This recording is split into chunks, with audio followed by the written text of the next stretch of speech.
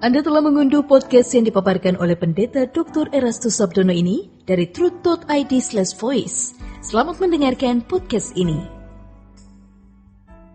Bapak, Ibu, dan saudara-saudara yang terkasih di dalam Tuhan, kebenaran saat ini berjudul perangkap. Saudara-saudara yang dikasihi Tuhan, gaya hidup melakukan keinginan Allah Bapa ini harusnya menjadi gaya hidup yang melekat seperti sebuah perangkap atau jerat. Sehingga akhirnya kita tidak bisa keluar dari keadaan itu. Hidup kita hanya mau melakukan keinginan Bapa atau kehendak Bapa. Ini harus menjadi belenggu, tetapi belenggu yang memerdekakan. Bagi orang yang hidup dengan gaya hidup seperti ini, kematiannya adalah kematian yang bermartabat.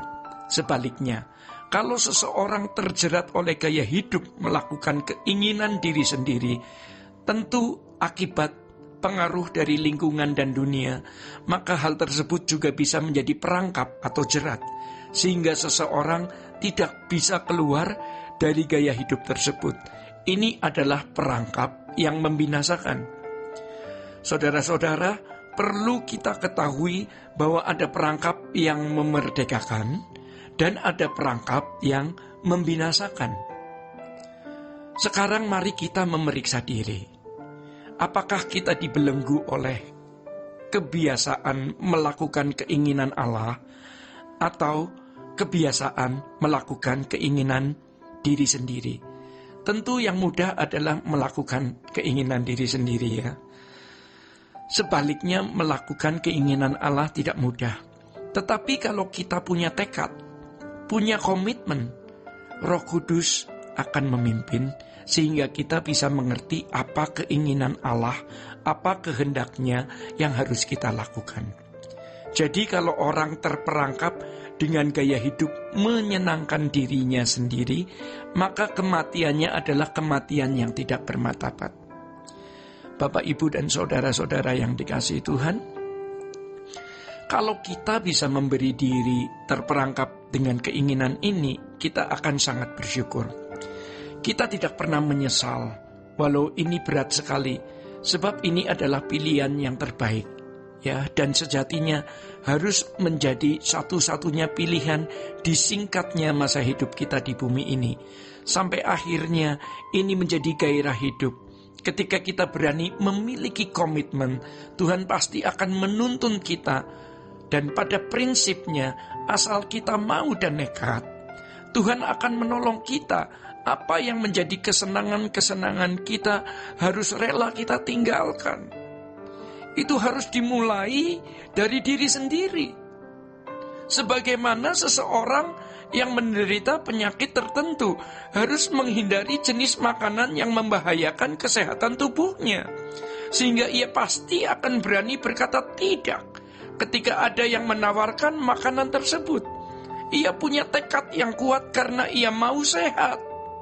Mengapa untuk kesehatan jiwa kita dan demi kekekalan kita tidak berani berkata tidak kepada dosa?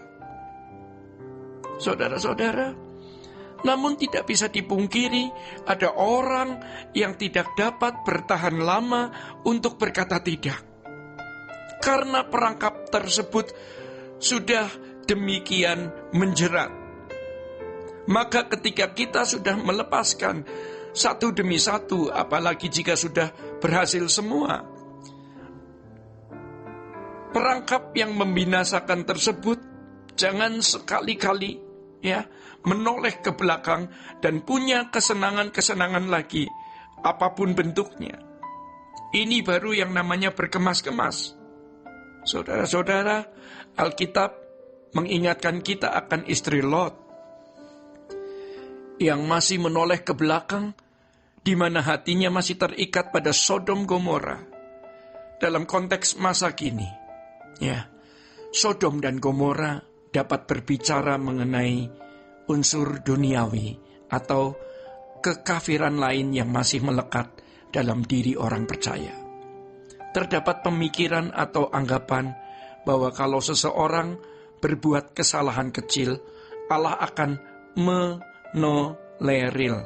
Ya, ini tentu sangat menyesatkan. Iblis menaburkan pemikiran seperti ini dalam pikiran orang percaya agar kita tidak pernah benar-benar terlepas dari perangkap yang membinasakan tersebut. Yang pertama, mereka berhak punya keinginan. Dan yang kedua, kesalahan kecil itu tidak masalah. Sehingga banyak kesalahan yang kita anggap kecil menjadi kebiasaan hidup setiap hari. Saudara-saudara, ketidaktulusan, kebohongan, membicarakan orang lain, curiga, penuh prasangka, dan lain-lain. Ya, sementara itu merasa bahwa itu bukan sesuatu yang mendugakan hati Allah. Maka dengan cara hidup seperti ini orang tidak membangun kesucian standar Allah. Sebab kalau orang sudah ceroboh untuk hal-hal kecil, akhirnya dia juga bisa ceroboh untuk hal-hal besar. Kalau mau suci, mari kita ekstrim suci. Dan jangan tidak tulus. Memang ada saja orang yang menganggap kita tidak tulus, walaupun kita sudah tulus. Kita tidak bisa memaksa orang lain untuk selalu setuju dengan kita, atau selalu menyukai kita. Tetapi yang penting, kita takut akan Allah. Kita bertanggung jawab kepadanya. Karena ada pengadilan akhir nanti. Masalahnya adalah kalau orang sudah membiasakan diri untuk hal-hal kecil dan tidak merasa bersalah, akhirnya menjadi kebiasaan. Itu adalah benih pemberontakan. Ya, merasa tidak punya dosa karena tidak melakukan pelanggaran secara umum yang dapat terpidana secara hukum manusia. Padahal Allah menghendaki kesucian dalam segala hal. Baik itu hal kecil atau sederhana atau hal besar. Saudara-saudara, Allah menghendaki kita hidup tidak bercacat dan tidak bercela dalam segala hal. Ini sama dengan apa yang dikatakan oleh Tuhan kita Yesus Kristus di Matius 5 ayat 48. Sempurna seperti Bapa. Jika tidak demikian berarti tidak bersedia mengikut Tuhan Yesus atau ikut jejaknya. Kita hidup di hadapan Allah dengan mata terbuka setiap saat. Kita takut akan Allah bukan karena mau dinilai manusia. Ya, keadaan hidup di mana seseorang masih melakukan hal-hal yang mendukakan hati Allah, sekalipun itu kelihatannya kecil. Ya, ia tidak memiliki kesucian berstandar Allah. Sebab ketika Tuhan berkata, kuduslah kamu sebab aku kudus. Seperti di dalam 1 Petrus 1 ayat 16. Tentu saja kekudusan yang dimaksud adalah kekudusan berstandar Allah atau kekudusan standar Allah. Bukan standar yang lain. Saudara-saudara, orang yang masih mendukakan hati Allah, kematiannya tidak bermartabat. Saudara-saudara, demikian kebenaran saat ini. Tuhan Yesus memberkati. Sola Gracia.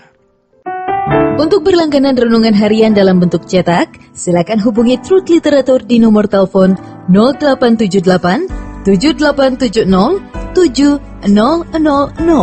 Untuk mendapatkan CD khotbah, MP3 renungan Truth, dan CD album lagu produksi Sola Gracia, Anda dapat menghubungi di hari dan jam kerja di nomor telepon 021 638 60953. Tuhan Yesus memberkati.